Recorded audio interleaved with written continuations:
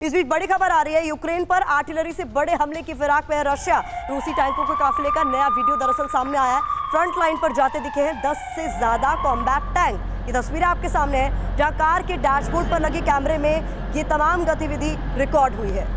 आपको बता दें, इस पूरे युद्ध के दौरान जो टैंक है उनका भर भर कर इस्तेमाल किया गया, बड़े स्तर पर इस्तेमाल किया गया। ऐसे में हम आपको बता रहे हैं इस युद्ध क्षेत्र में कौन सा देश किस टैंक के साथ उतरा हुआ है। देखिए, रशिया का T-90 टैंक हमने बताया इस युद्ध में लगातार आगे बढ़ता हुआ यूक्रेन के तमाम ठिकानों को ध्वस्त करता हुआ नजर आया। 125 mm स्मूथ बोर गन से ये लैस है। यूके का चैलेंजर 2 टैंक जो देने का वादा किया गया वो 120 mm राइफल गन से लैस है। और वहीं फ्रांस ने जिस टैंक की बात की है वो एक लाइट कॉम्बैट टैंक है जो यूक्रेन को देने की बात कही गई है। तो ये जो अलग अलग टैंक्स जिनका इस्तेमाल युद्ध क्षेत्र में या तो हो रहा है या होने वाला है आने वाले दिनों में, उनकी विशेषताएं आपके सामने हम रख रहे हैं। रूस के T-90 टैंक की बात करें तो ये anti tank guided missile fire करता है। वहीं यूके का चैलेंजर 2 टैंक 62 टन वजनी है और इसकी रेंज जो है वो 2 किलोमीटर तक की है।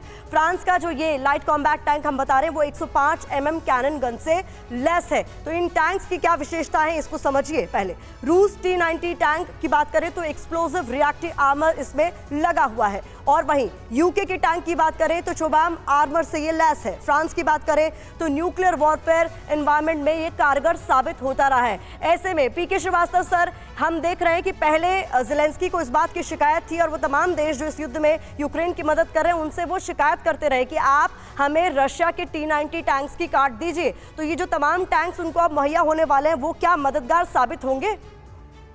प्रतिमा जी, बिल्कुल मददगार साबित होंगे, लेकिन एक बात समझने वाली है, हम सारे के सारे हमारे सारे दर्शक ये जानना चाहते हैं इस युद्ध का ध्येय क्या है और इस युद्ध का अंत क्या है।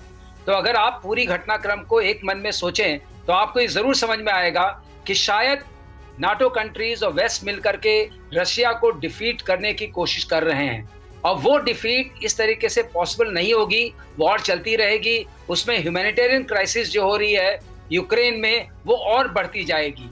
और ये देखना कि रशिया हार जाएगा। रशिया के पास अभी भी कई layers of weapon systems available हैं, जैसा कि जनरल साहब ने बताया कि उन्होंने अभी अपनी पूरी फौज को जिस तरह से लड़ाई होती वो लड़ाई हुई नहीं। हम में से किसी ने नहीं देखा। हम सब हतप्रभ हैं कि न तो नेवल फोर्स लगाई गई, न एयर फोर्स लगाई गई, न ग्राउंड फोर्स को उस तरीके से सिंक्रोनाइज करके अटैक किया गया। तो इसका पर्पस क्या था? क्या इसका पर्पस सिर्फ उनको धमकी देना था, यूक्रेन को धमकी दे करके समझाना था कि तुम नाटो में शामिल मत हो, या इसका पर्पस ये था कि हम जो 20% लैंड अभी उनके कब्जे में आ गई है वहां जाकर के हम फ्रोजन वॉर को सिचुएशन क्रिएट कर दें, it gets converted into positional warfare. तो ये बिल्कुल सुलझ के सामने नहीं आ रहा है। लेकिन जिस तरीके की कवायद चल रही है यूएस और नाटो कंट्रीज की तरफ से, एक बात तो जरूर जाहिर है, वो बिल्कुल नहीं चाहते कि इस युद्ध का अंत हो। वो युद्ध का अंत करने नहीं देना चाहते हैं। और ज़ेलेंस्की को ये समझना पड़ेगा कि ये उनके नागरिक हैं, ये उनका देश है जो इतना क्षतिग्रस्त हो रहा है कि उसको दोबारा खड़ा करने में ठीक है सर, कई लग जाएंगे। ठीक है।